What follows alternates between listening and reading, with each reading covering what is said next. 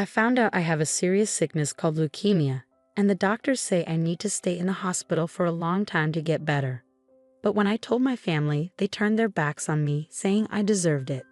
That's when it hit me. They don't really care about me. When I said I wanted to stop being part of their lives, they were happy about it, but they haven't realized yet how much they rely on me. My name is Sally, and I'm a stay-at-home mom in my 40s. My husband Michael and I have been married for almost 50 years. We have a daughter named Mia who just started middle school. Right now, I live with Michael, Mia, and my mother-in-law. Michael's mom raised him by herself after her divorce when he was young. Maybe she spoiled him too much because he's pretty selfish. Living with my mother-in-law made me see a side of my husband I hadn't noticed before we got married. When my husband found out I was going to have a baby, he was really happy. He couldn't believe it at first, but then he thanked me and said we would face any challenges together. I promised to do my best. But that joy didn't last long. When we found out we were having a girl during a checkup, my mother-in-law said something really hurtful to me. She said, "You never cook meat, do you?" I tried to explain that I cook a balanced diet, but she wouldn't listen. She even said that maybe the reason the baby was a girl was because I didn't eat meat. I was shocked and hurt. She kept saying we only needed boys and that having a granddaughter was the worst thing. She even called me useless. I tried to tell myself that as long as the baby was healthy, it shouldn't matter if it was a boy or a girl. But as time went on, my hopes were crushed. My husband started acting distant too, maybe because he was listening to my mother-in-law. He began treating me differently, and it hurt. "Michael, do you want to go shopping for baby stuff when you're off next?" "Do I have to? It's our baby, right?" "I want us to pick things out together." "Fine, but let's stick to the basics. Babies cost a lot, and we need to save." "Then buy what you want with your own money." I had minimal income during maternity leave. I have to save for our child's future and cover clinic bills and baby expenses. I had to go along with what Michael and my mother-in-law said and only get the necessary baby stuff. I worried they wouldn't love our daughter when she arrived. But after Mia was born, Michael and my mother-in-law adored her. They loved her even more than I expected, so I stopped worrying. I planned to focus on parenting for a while. But when Mia turned 2, Michael told me to go back to work. I thought it would be okay since my mother-in-law loved Mia too. But when I returned to work, both my mother-in-law and Michael showered even more love on Mia. Michael started spoiling her, just like my mother-in-law had spoiled him. I tried to teach Mia right from wrong with love, but it seemed she didn't see it that way. Before I knew it, Mia didn't like me and preferred to be with my husband and mother-in-law. "Hey Mia, it's time for kindergarten. Let's go together." "I don't want to go with Mommy. I want Grandma." "Mia, Mommy has to work too. Let's go to kindergarten together, okay?" "I hate Mommy. I love Daddy and Grandma." "Mia, please don't say that." "No, Mommy, just go away." Mia's words were really hurting my feelings. My mental health was suffering because of it. But my husband and mother-in-law didn't try to stop her. Instead, they looked at me like I deserved it. These tough times continued for about 10 years. Even in middle school, Mia hasn't changed. She avoids me and sticks to my husband and mother-in-law. And because of that, she's become uncontrollable. She screams and breaks things when she doesn't get her way. When I try to discipline her, she yells back at me. "Mia, can we talk? Did you take money from my wallet?" "Yeah." "So what? You're my mom. You can give me money, right?" "Taking without asking is wrong. Please give it back." "No way. It's your fault for not getting me the Gucci wallet. I want it for my birthday. You're only in middle school. You don't need expensive things yet. I can get them when you're older." "I want it now. Why don't you understand, you old hack?" "Mia, don't talk like that. You're so annoying, Grandma. Mom is being mean to me." When I scold her, Mia turns to my mother-in-law for help. And my mother-in-law sides with her, blaming me too. "What's wrong, Mia? Did Mom upset you again?" "Listen, Grandma, she won't get me the Gucci wallet for my birthday. And she won't give me money either. Can you believe it? That's not fair. Your mom is being stingy. Grandma will get you the wallet next time, okay?" "Yay, thank you, Grandma." "You're welcome." "I love you, Grandma." Mia happily hugged my mother-in-law. Branded stuff is too much for her age, I thought. I disagreed with my mother-in-law. "Wait, Mom, Mia is still in middle school. Shouldn't we hold off on buying her expensive things? I suggested. But maybe not yet. You're so stingy. I feel sorry for Mia having you as her mom, my mother-in-law snapped back.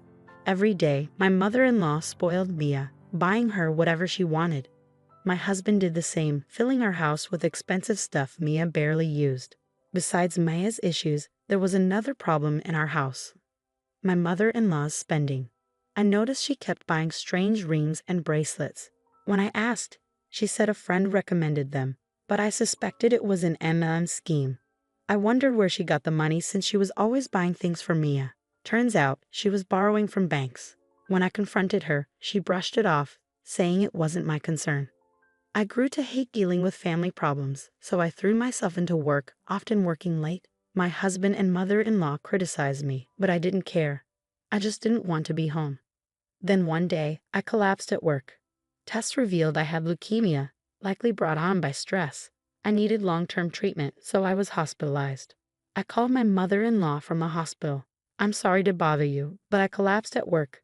I've been diagnosed with leukemia, and I need to stay in the hospital. You have leukemia? I hoped she'd be at least a little concerned about my illness. But that hope quickly faded. It's a good thing you finally got seriously sick. I was shocked by my mother-in-law's response. What? What are you saying? I asked. I've been annoyed with you every day. This serves you right, she said callously. That's a horrible thing to say. Hold on, let me talk to Mia. I asked to speak to Mia and my mother-in-law handed her the phone. What? Mia's response was something I never expected. Mom, are you sick? She asked. I'm sorry, Mia. I have to stay in the hospital for a while, I explained. Mia's reply crushed me even more. I'm actually glad. It's better without you bothering us. You're always mean to me. That's why you got sick. You deserve it. Are you serious right now? I couldn't believe what I was hearing. That's incredibly cruel. Everyone would be happier if I stayed sick. I have to tell Dad about this, I said to Mia before she hung up the phone. In that moment, I felt like giving up on my family. I had reached my breaking point. I decided I would be the one to cut ties with them. Mia was my daughter, but I endured so much pain to bring her into this world. I had hoped to raise her to be a good person, but her behavior was a combination of her innate personality and how my husband and mother-in-law raised her. Some might find it unthinkable for a parent to walk away from their child, but despite our blood connection, I couldn't forgive their behavior any longer. I called my parents and asked them to bring clothes because neither my husband, mother-in-law, nor Mia had visited me during my hospital stay. Months later, after successful treatment and full recovery, instead of returning to the house I shared with my husband, I returned to my parents' house and sought advice from a lawyer about getting a divorce. My mother-in-law and Mia agreed right away. Michael was hesitant at first, concerned about public perception, but eventually agreed under pressure from my mother-in-law and Mia. Since he cooperated, I was able to get a divorce and claim compensation. About 7 years passed. I moved out of my parents' house and lived near my workplace, healthy and energetic. Then, out of nowhere, I got a call from Michael. His voice sounded exhausted, and he quickly jumped into his problem. Hello, Sally, can you come back? What? Why all of a sudden? Things are tough for me right now. What do you mean? My mother, she's in a huge amount of debt. Michael had just found out about my mother-in-law's debt and reached out to me for help. The debt, which had been ignored for so long, had grown to a significant sum, and my mother-in-law could no longer keep it hidden from Michael. To my ex-husband's anxious plea, I replied calmly, "You're only noticing now. She's been in debt since I was there, from way back. It seems she got caught up in an M&M scheme. All the money she spent on spoiling Mia was borrowed from banks. I can't believe it. I had no clue. I tried to warn your mother several times, and I even tried talking to you about it. But every time, you just brushed it off. But not telling me about the debt is terrible, isn't it? If I had known earlier." "Don't say that now. After all, I was in the hospital, and none of you even visited me once, remember? I'm sorry for that. Just help me out this once." "What are you talking about?" I snapped, losing my patience. My emotions boiled over, and I found myself shouting at Michael. "Do you think you can just apologize and everything will be okay? When I was sick and needed help, you abandoned me. I regret ever marrying you." My anger subsided, replaced by a sense of release.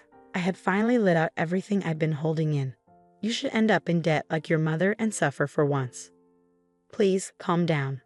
I'll apologize. Shut up. It's disgusting to start relying on your divorced ex-wife now. In the background, I could hear Mia's voice. Then she took over the phone, sounding sad. Mom, Grandma's in trouble because of her debts. Please help us. It's not my problem. Don't ask me for help. Mia didn't give up, despite my quiet refusal. Dad's struggling to repay Grandma's debts. I might not be able to afford college tuition and might have to drop out. Is that okay? So, Mom, why are you acting like this is someone else's problem? Your own daughter is in trouble. Daughter? Who? Mia's words made me chuckle. Just as she faced trouble, she emphasized she was my daughter, even though she'd never called herself that before. What's so funny? Michael asked. I was just thinking about how you suddenly claim to be my daughter when you're in trouble, after calling me names all this time. That's not fair.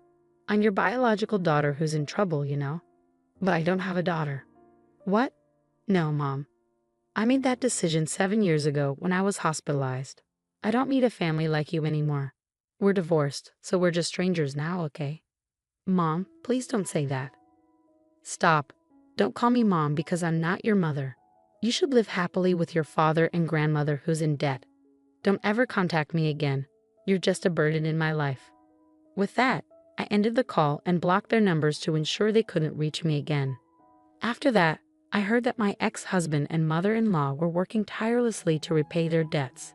They sold everything they owned, but it wasn't enough. They were struggling to make ends meet and even struggled to eat properly. My daughter couldn't afford her tuition and had to drop out of college. The expensive items she had were sold to pay off debts, leaving her with nothing. It seems even she is working to repay her grandmother's debts. It's heartbreaking to see my daughter facing such hardships compared to her peers. They really are foolish and helpless. They brought this upon themselves. As for me, I've purchased an apartment close to my workplace. I intend to invite my parents and live peacefully as a family of 3. From now on, I want to cherish each day with my true family and live happily.